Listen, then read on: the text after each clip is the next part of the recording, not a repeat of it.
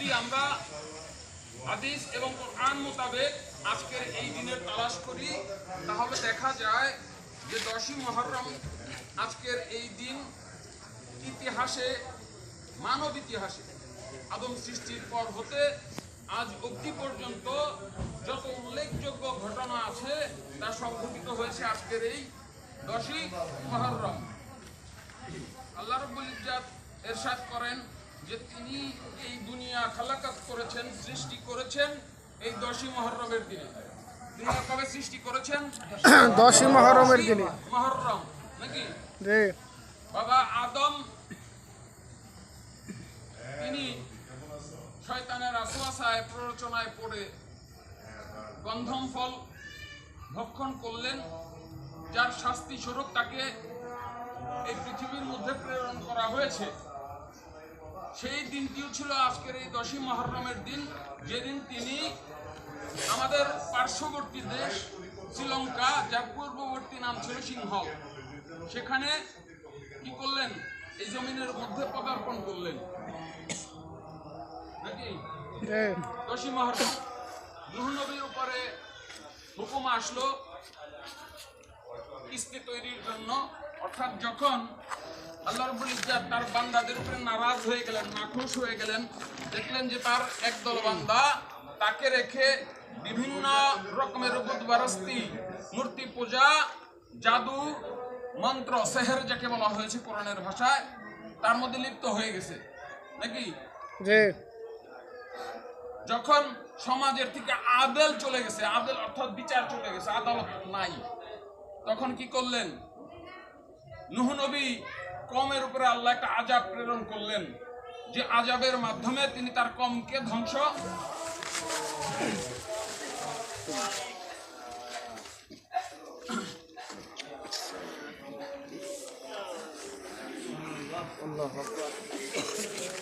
সেই দিনটিও ছিল 10ই মুহররম।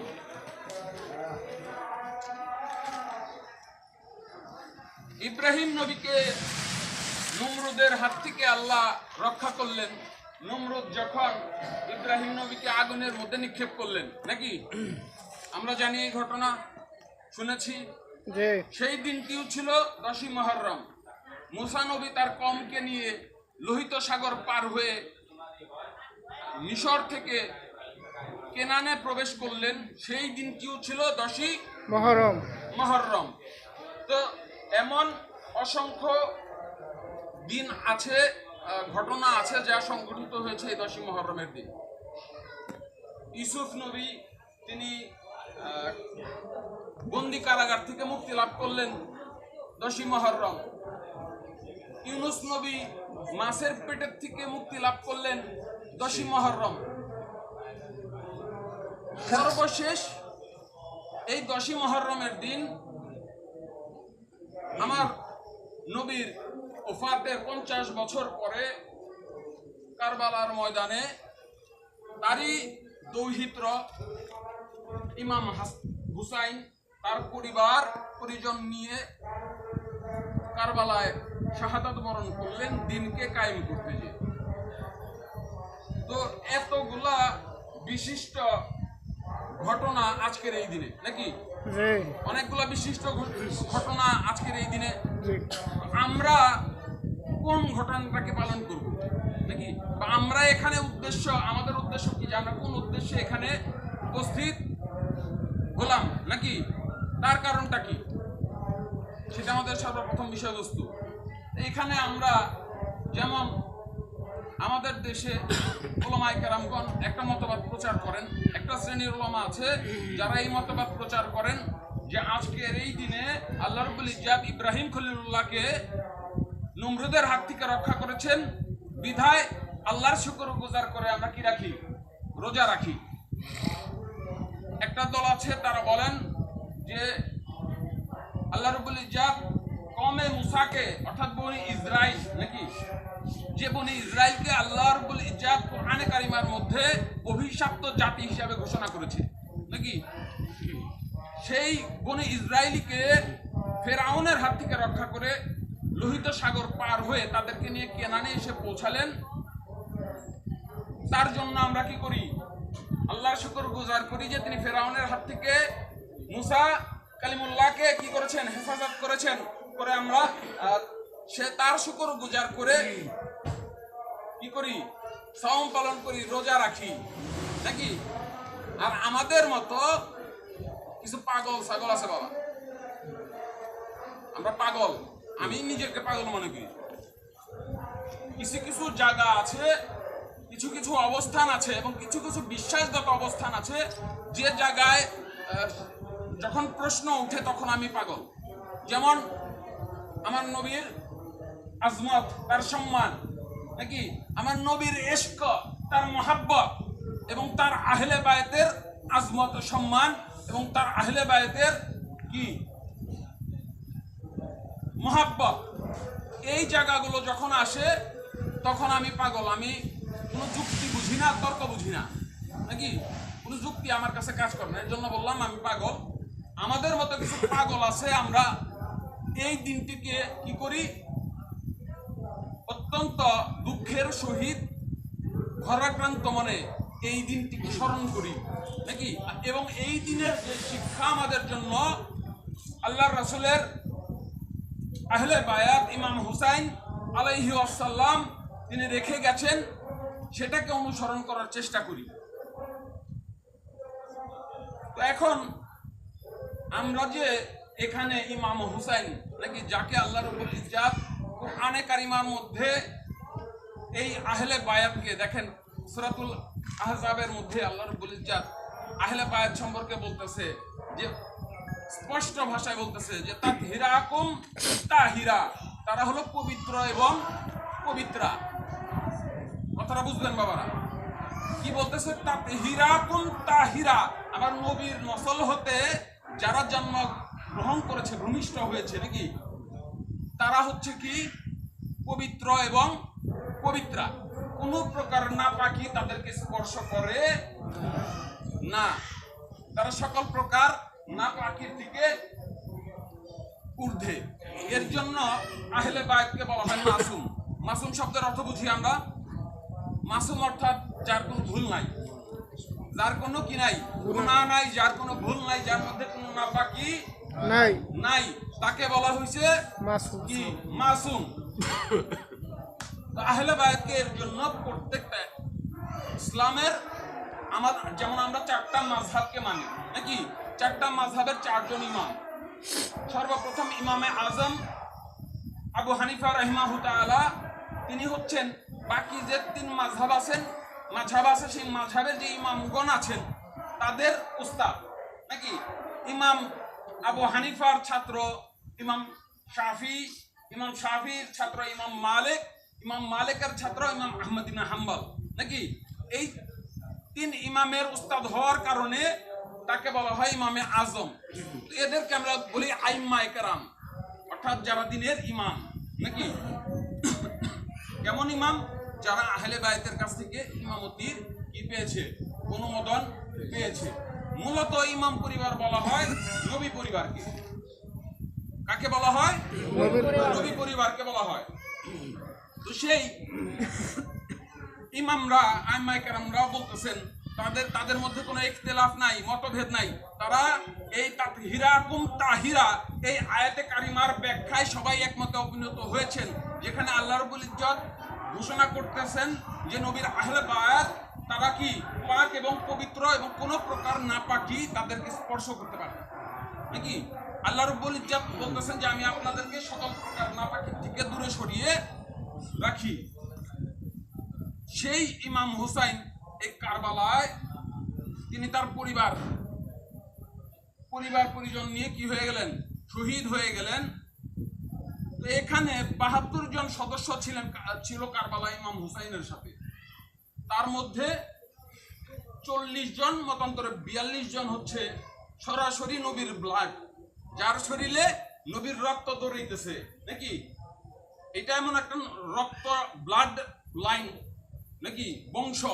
এই জিনিসটা বোঝার চেষ্টা করেন যে নবীর বংশকে বলতে যে আল্লাহ রাব্বুল ইজ্জত কোরআনের মধ্যে কি বলতেছে? লাকাদ জাআকুম রাসূলুম মিন আনফুসিকুম, হে নবী আমি আপনার নসলকে, যে নসলে আপনি আসছেন এবং আপনা হইতে যে নসল কাল কিয়ামত পর্যন্ত বিদ্যমান থাকবে নাকি, তাকে আমি কি করছি, সর্বদা পাক এবং পবিত্র রাখছি। তারা পাক পাকিজা, আতাহার আনোয়ার, উত্তম শক্তিকা নাকি। তাইলে নবীর ব্লাড যার শরীরে সরাসরি দৌড়াইতেছে, তেমন 40 থেকে 42 জন মতভেদ আছে, কিন্তু এর কম না বা বেশি না। সদস্য সংখ্যা সেই কাফেলার মধ্যে অন্তর্ভুক্ত ছিল এবং তাদের শরীরে সরাসরি আল্লাহ রাসূলের রক্ত নাকি। পাশাপাশি নবীর আহলে বায়াত। এখন আপনি বলতে পারেন যে যার শরীরে নবীর রক্ত দৌড়াইতেছে সেই তো আহলে বায়াত নাকি। আমরা তো এমনটাই বুঝি, এমনটা বুঝি না? এটা আমরা এমনটা বুঝি মনে করি, কিন্তু আসলে বিষয়টা তেমন না। আহলে বায়াতকে আল্লাহর রাসূল নির্দিষ্ট করে কি করে দিয়েছেন, আলাদা করে দিয়েছেন, পৃথক করে দিয়েছেন নাকি। যেমন আমার পূর্ববর্তী বক্তা, আমার তরিকার ভাই লতিফ ভাই, তিনি বললেন যে পাক পাঞ্জাতন নাকি। এই পাক পাঞ্জাতন কে বলা হয়েছে 5টা পবিত্র দেহ, যাদেরকে আল্লাহ রাসূল পবিত্র বলে ঘোষণা করছেন নাকি। পবিত্র বলে ঘোষণা করে বলছেন যে আল্লাহুম্মা আদেমান আদাহ বালেমান বালাহ, হে আল্লাহ আমি এদেরকে মহব্বত করি, তুমি এদেরকে মহব্বত করো, যারা এদেরকে মহব্বত করে তুমি তাদেরকেও মহব্বত করো। 5 জনকে পৃথক করে দিয়েছেন নাকি। হযরত আয়েশা সিদ্দিকা রাদিয়াল্লাহু আনহু, উম্মুল মুমিনিন নাকি, তিনি নবীর উম্মতের মা না, তিনি আমাদের তিনি বলতেছেন যে আমি একদিন দেখি যে আল্লাহর রাসূল তিনি তার গায়ের চাদর পরে বসে আছেন, তো তার সামনে হাসান ও হুসাইন খেলাধুলা করতেছে। হুট করে তিনি হাসানকে ধরে তার চাদরের মধ্যে কি করলেন, ঢুকায় ফেললেন নাকি।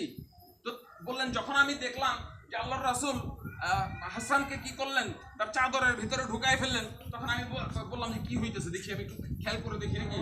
তো তখন দেখলেন একটু পরে হুসাইনকে টান দিয়ে কি করলেন, তার চাদরের ভিতরে ঢুকাই নিলেন। তো তারপরে একটু পরে মা ফাতেমাকে তার চাদরের ভিতরে ঢুকাইলেন। কিছুক্ষণ পরে দেখেন হযরত আলী ঘরের ভিতরে প্রবেশ করলেন, হযরত আলীকেও টান দিয়ে তার বুকের মধ্যে জড়ায় ধরা। তখন তিনি আসমানের দিকে তাকায় বলতেছেন যে আল্লামান আদেমান আদাহ ও বালেমান বালাহ, হে আল্লাহ আমি এদেরকে মহব্বত করি, তোমরাও এদেরকে মহব্বত করো নাকি। যারা এদেরকে মহব্বত করে তুমি তাদেরকে মহব্বত করো নাকি। তো মুহাদ্দিসগণ যারা হাদিস শাস্ত্রে পারদর্শী তাদেরকে বলা হয় মুহাদ্দিস। মুহাদ্দিস কারামগণ বলেন যে এই হাদিসটা হচ্ছে মুতাআতির পর্যায়ের। কোন পর্যায়ের? মুতাআতির হচ্ছে হাদিস সমূহের মধ্যে যে হাদিস, যেমন আমরা বলি হাসান হাদিস নাকি, বিশুদ্ধ হাদিস। আর মুতাওয়াতির হাদিস বলা হয় যে হাদিসকে পালন করা বাধ্যতামূলক, যে হাদিস পালন করা কি বাধ্যতামূলক। অর্থাৎ বলতেছে যে এটা কি মুতাওয়াতির। এই হাদিসে আল্লাহ রাসূল যে কথা বললেন যে আল্লাহ আমি এদেরকে মহব্বত করি, তুমি এদেরকে মহব্বত করো, পরবর্তী যে কথা বললেন যে যারা এদেরকে মহব্বত করে তুমিও তাদেরকে মহব্বত করো। অর্থাৎ এখানে আল্লাহর মহব্বত প্রাপ্ত হইতে হইলে আল্লাহ রাব্বুল ইজ্জত আমাদেরকে মহব্বত করবেন সেই আশা যদি আমরা রাখতে চাই, তাহলে আমাদেরকে কাকে মহব্বত করতে হবে? এই আহলে বায়াতকে মহব্বত করতে হবে। এই পাক পাঞ্জাতনের প্রতি আমাদের তাজিম থাকতে হবে, মহব্বত করতে হবে এবং তাদের ইত্তেবা করতে হবে নাকি। এর ব্যতীত কোনো কি নাই, অপশন নাই। এরপরে যে আল্লাহ রাসূল কি বলছেন যে যদি তোমরা কেউ নাকি আমার আহলে বায়াতের শরণাপন্ন হতে না পারো, তাহলে যদি কেউ আমার কোন আসহাবের নাকি আমার কোন সাহাবীর ইত্তেবা করো, তাহলেও তুমি হকের পথ পাবা। এই কথা আল্লাহ রাসূল বলছেন নাকি। যেখান থেকে আমরা বাদ বাকি যে 4টা তরিকা আছে, আমাদের তরিকা 4টা না বাবারা? কাদরিয়া তরিকা, চিশতিয়া তরিকা, নকশবন্দিয়া, মুজাদ্দিদিয়া। তার মধ্যে কাদরিয়া তরিকা এবং চিশতিয়া তরিকা, এই 2টা তরিকা সরাসরি ফ্লো হয়েছে নবী বংশের ব্লাডের মাধ্যমে, আহলে বায়াতের মাধ্যমে নাকি। কাদরিয়া তরিকার প্রধান বড় পীর আব্দুল কাদের জিলানী রাহিমাহুল্লাহ তাআলা, তিনি সরাসরি আমার নবীর বংশধর নাকি। চিশতিয়া তরিকার প্রধান খাজা মুঈনুদ্দিন চিশতি রাহিমাহুল্লাহ তাআলা, তিনি সরাসরি আমার নবীর বংশধর। আর বাদ বাকি দুইটা তরিকা আসছে কার মাধ্যমে? নবীর আসহাবের মাধ্যমে, নাকি? যে কারণে সেই দুইটা তরিকাকেও আমরা কি করি? গ্রহণ করে নেই। তো কোরআনের মধ্যে বারবার করে আহলে বায়তের সম্মান মর্যাদার কথা উল্লেখ করা আছে। যেমন কোরআনের মধ্যে আল্লাহ রাব্বুল ইজ্জাত বলতেছেন যে লিসান আল সিদ্দিক ওয়া আহলাল আলিয়া, আমার নবীর বংশ আলী হইতে যে ধারা বিদ্যমান, নাকি? তাদেরকে বলতেছে লিসান আল সিদ্দিক, সত্যের জবান। কথাটা মনে খেয়াল রাখবেন বাবারা। আমি কি বললাম? লিসান আল সিদ্দিক অর্থাৎ কি? সত্যের জবান। অর্থাৎ তারা সত্য ব্যতীত মিথ্যা কখনো বলে না। তাদের জবানে যখন দিনের ব্যাপারে কোনো কথা আসে, তাদের জবানে সত্য ব্যতিরে মিথ্যা বের হয় না। যদি তাই না হতো তাহলে ইমাম হুসাইন কারবালায় কি হইতো না? শহীদ হয়ে যেত না। তাহলে আমরা এই ইমাম হুসাইনের কারবালায় শহীদ হয়ে যাওয়াটা পক্ষে এটা দলিল পাইলাম যে ইমাম হুসাইন কি ছিল? সত্য ছিল, হক ছিল, নাকি? ইমাম হুসাইন হক, আর সব কি? বাতিল ফিকরা, নাকি? আর সব বাতিল ফিকরা তা প্রতিষ্ঠিত হয় কিসের মাধ্যমে? কোরআনের আয়াতে কারিমার মাধ্যমে। হাদিসের কথা বাদ দিয়ে দিলাম, নাকি? হাদিসের কথা বাদ, কোরআনের আয়াতের মাধ্যমে প্রতিষ্ঠিত যে ইমাম হুসাইন কি? সত্যের পথে প্রতিষ্ঠিত, এবং নবীর আহলে বায়াত কখনো সত্য ব্যতিরে মিথ্যা কথা বলে না, নাকি? তো আরেকটা বিষয়বস্তু যেটা সূরাতুল কাউসারের মধ্যে আল্লাহ রাব্বুল ইজ্জাত বলতেছেন যে ইন্না আতাইনা কাল কাউসার ফাসাল্লি লিরাব্বিকা ওয়ানহার ইন্না শানিয়াকা ওয়াল আবতার, নাকি? আবতার শব্দের অর্থ বাবারা হচ্ছে লেজ কাটা। আবতার শব্দের অর্থ কি? লেজ কাটা। কথা কানা চুপ করে রইছে। কথা কি আমার শোনা যায়? শেষ শোনা যায়? একটু সারা শব্দ দিয়েন। আবতার শব্দের অর্থ লেজ কাটা, নাকি? এই আবতার শব্দ ব্যবহার করতো মক্কার কাফেররা আল্লাহর রাসূলের জন্য। কেন করতো? আল্লাহর রাসূলের 4 জন পুত্র সন্তান ছিলেন, এবং 4 জন পুত্র সন্তানই কি হয়ে গেল? বিভিন্ন কারণে, অসুস্থতার কারণে তাদের কি হয়ে গেল? ওফাত হয়ে গেল, মওত হয়ে গেল। মওত হয়ে যাওয়ার কারণে তারা আল্লাহর রাসূলকে ব্যঙ্গ করতেন। তারা ব্যঙ্গ করে তাকে খোঁচা দেওয়ার জন্য বলতো যে কি, মুহাম্মদ তো আবতার, লেজ কাটা। লেজ কাটা মানে তার কোনো বংশ নাই। কি নাই? বংশ নাই। তো সে যে সারাদিন আল্লাহ আল্লাহ করে, নাকি? তারপরে তার আল্লাহর নাম নেওয়া, তো তার বংশে কেউ থাকবে না। কথাটা কিন্তু বাবা বিশাল বড় একটা কথা। আমাদের যাদের পুত্র সন্তান আছে, আমরা বুঝি সন্তানের কি মায়া, বুঝি না বাবারা? বুঝি। যাদের নাই তারা আরো বেশি বুঝি, নাকি? তাদেরকে নানান মানুষের নানান ধরনের কথা কয়। কি কয়? এত ধন সম্পদ কামায় কি করবা, নাকি? খাইবো তো মাইনছে, পোলা তো আর নাই তোমার বাবা। কথাটা যখন কয় তখন কি হয়? কলিজারা ছিদ্র হয়ে যায়, ফাইটা যায়। তো আল্লাহর রাসূলকে যখন আবতার বলে ডাক দেয়, নাকি? আল্লাহর রাসূল যখন কি করে? রাস্তা দিয়ে হাইটা যায়, তাকে যখন বলে যে মুহাম্মদের পরে মুহাম্মদের খোদার নাম নেওয়ার কেউ থাকবে না, কথাটা কি করে? আল্লাহ রাসূলের ভিতরে খুব আঘাত করে। কিন্তু আল্লাহ রাসূল জবান খুলে কোনো কথা বলেন না। তখন আল্লাহর রাব্বুল ইজ্জাত তিনি নাজিল করলেন সূরাতুল কাউসার। সূরা কাউসার নাজিল করে দিয়ে বলতেছেন ইন্না আতাইনা কাল কাউসার, হে হাবিব, আমি আপনাকে কাউসার দান করছি। আপনি মানুষের কথায় মনক্ষুণ্ণ হন কেন? আপনাকে কাউসারের নহর দান করছি। কি করছি? কাউসারের নহর। যে কাউসারের নহর কাল কিয়ামত পর্যন্ত কি হবে না? কখনো শুকাবে না। যে কাউসারের জন্য কাল কিয়ামতের ময়দানে, হাসরের ময়দানে তামাম দুনিয়ার সৃষ্টি ব্যাকুল হয়ে যাবে কাউসারের এক ফোঁটা পানির জন্য। সেই কাউসার আমি আল্লাহ রাসূল আপনাকে দান করছি। সেই কাউসারকে, সেই কাউসার হইতেছে আপনার মেয়ে ফাতেমাতুজ জাহরা। সুবহানাল্লাহ। কে? আল্লাহ রাসূলের দুলালি হযরতে ফাতেমা। তাকে আল্লাহ বলতেছে যে আপনার ফাতেমা হইতে আপনার বংশ, আর সে হচ্ছে কি? কাউসারের নহর। যে কাউসারের নহর প্রাপ্ত হওয়ার জন্য তামাম সৃষ্টি হাসরের ময়দানে কি হয়ে যাবে, ব্যাকুল হয়ে যাবে, সেই কাউসার আমি আপনাকে দান করছি। তাহলে এই হচ্ছে আহলে বায়াত। তাহলে সেই আহলে বায়াতকে কারবালার মধ্যে কতল করে ফেলা হইল নাকি। এখন আমরা দেখি, দেখেন আমি কিন্তু কথা বলতেছি, আমার কথা কি খুব বিরক্ত লাগতেছে? লক্ষ্য করে বুঝার বিষয়বস্তু কেন আমি এইভাবে কথাগুলো বলতেছি, যে আহলে বায়াতকে কারবালায় কতল করা হলো, এই ঘটনাটাকে অনেক সময় আমাদের, অনেক সময় না বেশিরভাগ আমাদের দেশের ওলামা বলে যে এটা ঐতিহাসিক একটা ঘটনা, এটার সাথে দিনের কোনো সম্পর্ক নাই, নাকি এর সাথে দিনের কোনো সম্পর্ক নাই, এই কথাটা তারা বলে।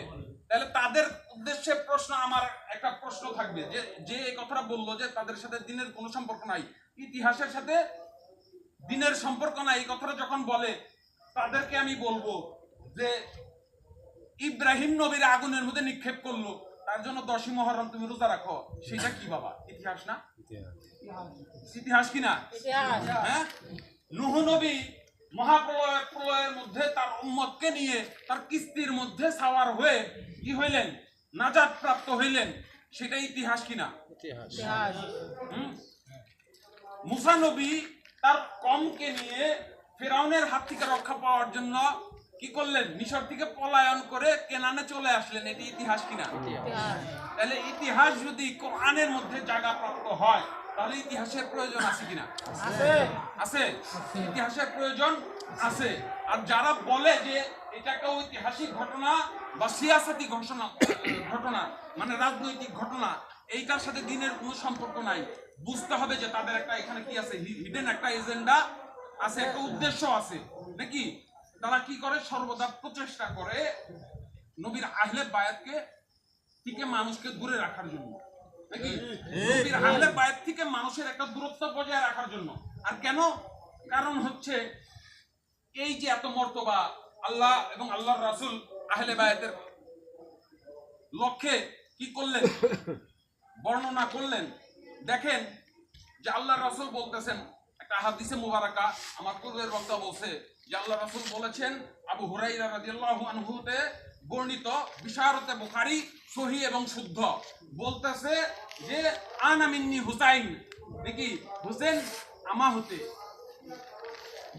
এই কথা বলেন নাই যে হুসাইন কার কার কার কার হতে, আমার কন্যা ফাতেমা হতে, বলতেছে হুসাইন আমা হতে, হুসাইনুল মিন্নি আন, এবং আমি হুসাইন হতে, আমার এবং হুসাইনের মধ্যে কোনো তফাৎ নাই, কোনো পার্থক্য নাই।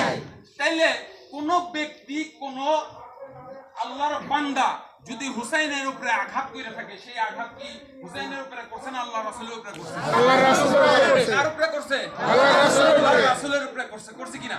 তাহলে কারবালার প্রান্তরে যখন ইমাম হুসাইনের উপরে আঘাত হইছে, সেই আঘাতটা কার উপরে হইছে? আল্লাহ রাসূলের উপরে হইছে। আল্লাহ রাসূলের উপরে যখন আঘাত হয়, সেই আঘাতটা কোথায় হয় বলেন? আল্লাহর উপরে হয় এবং আল্লাহর দ্বীনের উপরে হয়, নাকি? তাহলে ওই ইব্রাহিম খলিলুল্লাহ নমরুদের হাত থেকে রক্ষা পাওয়া, নূহ নবীর তার কিস্তিতে সাওয়ার হয়ে মহাপ্রলয় থেকে রক্ষা পাওয়া, মুসা নবী তার উম্মতকে নিয়ে পলায়ন করার থেকেও গুরুত্বপূর্ণ বিষয়বস্তু হচ্ছে ইমাম হুসাইনের কি শাহাদাত বরণের এই দিন। এটা সুস্পষ্ট এবং আইমায়ে কেরামের এর মধ্যে কোনো ইখতিলাফ নাই। তারপরেও আমাদের দেশে একটা শ্রেণীর ওলামা আছে যারা যারা এই দিনকে পালন করতে চায় না, নাকি, বা এই দিনকে পালন করলে সেটাকে বেদাত কি বলে, বেদাত ঘোষণা করে। তাহলে তার পিছনে কারণ কি? তার পিছনে তো কারণ থাকতে হবে, নাকি? তারা কি খোদাকে চায় না? চায়। তারা কি নবীকে মহব্বত করে না? দাবি করে। কিন্তু দাবি করা আর নবীকে মহব্বত করা এটা একটা বিষয়বস্তু না। এখন তাদের জনসংখ্যা বাবারা কি হয়ে গেছে, বেশি, অনেক বেশি হয়ে গেছে সংখ্যায়, নাকি? অনেক বেশি হয়ে গেছে তাদের দল, তাদের জামাত অনেক বড়, আর আমাদের জামাত কি হয়ে গেছে? অনেক ছোট হয়ে গেছে। তাই কি মনে হচ্ছে আপনাদের? তাই মনে হয়?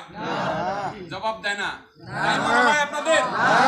কি আমাদের জামাত কখনোই ছোট না, আমাদের সংখ্যা ছোট, কিন্তু আমাদের জামাত কি? অনেক বড়। আমাদের থেকে বড় জামাত নাই।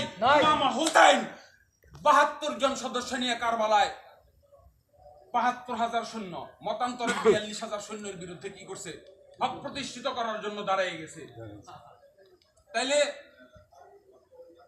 কোথায় ৪২,০০০ অথবা ৭২,০০০? আপনি যে মতে বিশ্বাস করেন, হাদিসে ৩টা রিওয়ায়াত আছে, ৩৮,০০০, ৪২,০০০, ৭২,০০০।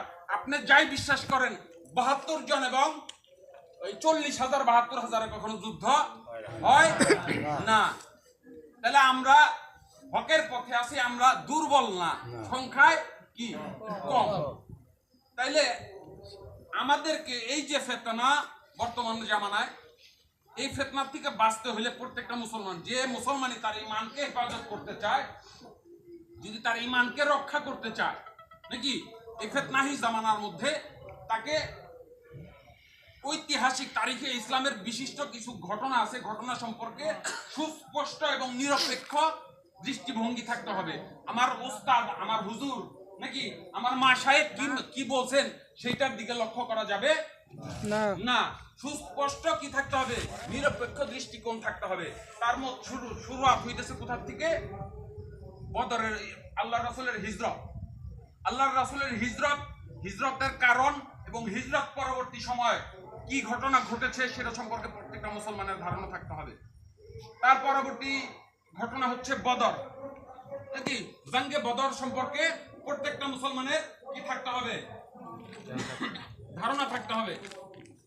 তারপরের ঘটনা হচ্ছে জঙ্গে কি উহুদের যুদ্ধ সম্পর্কে প্রত্যেকটা মুসলমানের কি থাকতে হবে? সুস্পষ্ট ধারণা থাকতে হবে। কোন আলেম ওলামা কি বলতেছে সেটা সম্পর্কে কি শোনা যাবে না। আমার মা সাহেব কি বলে, আমার হুজুর বলে, আমার পীর সাহেব কি বলে শোনা যাবে না। সুস্পষ্ট কি থাকতে হবে? দৃষ্টিভঙ্গি থাকতে হবে, নিরপেক্ষ দৃষ্টিভঙ্গি থাকতে হবে। তারপরের ঘটনা হচ্ছে জঙ্গে খাইবারের যুদ্ধ সম্পর্কে কি থাকতে হবে? সুস্পষ্ট ধারণা থাকতে হবে।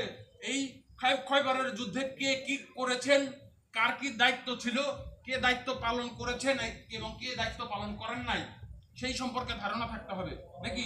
আমাদের হাদিসে অমুককে অনেক মহিমান্বিত করা হয়েছে, বলা হয়েছে যে উনি অনেক বড় একজন লোক, নাকি অনেক সম্মানিত একজন লোক, কিন্তু দেখা যায় কার্যক্ষেত্রে তার কাজ কি, নাকি বৃক্ষ তোমার নাম কি, কাজে পরিচয়। ঐতিহাসিক দৃষ্টিকোণ থেকে যখন আমরা সুস্পষ্ট ভাবে দেখবো যে যখন আল্লাহ রাসূলের জান কি ছিল, শঙ্কার মধ্যে ছিল, নাকি তখন তাদের কি রকম কর্তব্য তারা পালন করেছেন, সেই দিকে আমাদের দৃষ্টি থাকতে হবে। তারপরের ঘটনা হচ্ছে হুনাইনের ঘটনা সম্পর্কে ধারণা থাকতে হবে। তারপরের ঘটনা হচ্ছে ঈদে গাদির। কোন দিন? ঈদে গাদিরে ঘুমে আল্লাহ রাসূল যে ঘোষণা করেছেন সেই ঘোষণা সম্পর্কে সুস্পষ্ট ধারণা থাকতে হবে। তারপরের ঘটনা হচ্ছে বনু সাকিফায় কি ঘটেছে সেটা সম্পর্কে প্রত্যেকটা মুসলমানের ধারণা থাকতে হবে। তারপরের ঘটনা হচ্ছে যে বাগে ফিদাক সম্পর্কে প্রত্যেকটা মুসলমানের ধারণা থাকতে হবে, যে বাগে ফিদাকের কারণে আল্লাহ রাসূলের দুলালি, যাকে আমি একটু আগেই বললাম কোরআনে কারিমার মধ্যে আল্লাহ রাব্বুল ইজ্জত কি বলেছেন, যে ইন্না আতাইনাকাল কাউসার, এই ফাতেমার রূপে আমি আপনাকে কাউসার দান করছি, নাকি সেই ফাতেমাতুজ জাহরা এই বাগে ফিদাককে ঘিরে ঘটনার কারণে তিনি কি হয়েছেন? শাহাদাত বরণ করেছেন। তাহলে সেই সম্পর্কে আপনাদেরকে কি থাকতে হবে? ধারণা থাকতে হবে। তারপরে হইতেছে সুলায়ে হাসান, ইমাম হাসান এবং মুয়াবিয়া ইবনে আবু সুফিয়ানের মধ্যে একটা সন্ধি হয়েছিল, সেই সন্ধি সম্পর্কে ধারণা থাকতে হবে। আর তারপরে হচ্ছে শুহাদায়ে কারবালা, এই কারবালার প্রান্তরে ইমাম হুসাইনের সাথে নাকি মুসলমান নামধারী মানুষরা কি রকম আচরণ করছে সেটা সম্পর্কে আপনাদেরকে ধারণা থাকতে হবে। না থাকলে আপনার ঈমানকে, যেমন আমাদের দেশে বাবারা সরিষা চাষ হয় না? সরিষা চাষ হয় কিনা? এই সরিষা ক্ষেত্রে একটা ফুল ফুটে, সরিষার ক্ষেত্রে একটা ফুল ফুটে, যখন সরিষাটা পাইকা যায় তখন সেই ফুলটা কি হয়, পুরোপুরি ফুটে, তারপর সেটা বাতাসের সাথে সাথে উড়ে নাকি? তার আমরা কি কই? শিমুলের তোলা নাকি?